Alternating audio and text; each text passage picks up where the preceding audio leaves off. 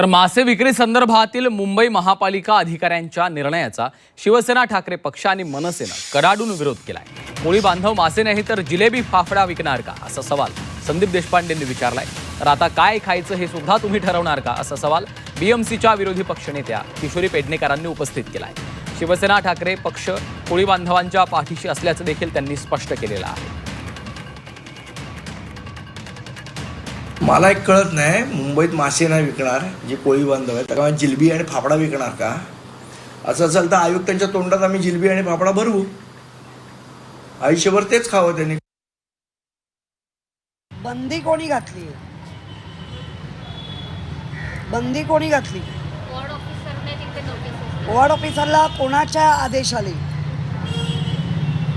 Ward officer अशी गुस्ताखी कसा करू शकतो?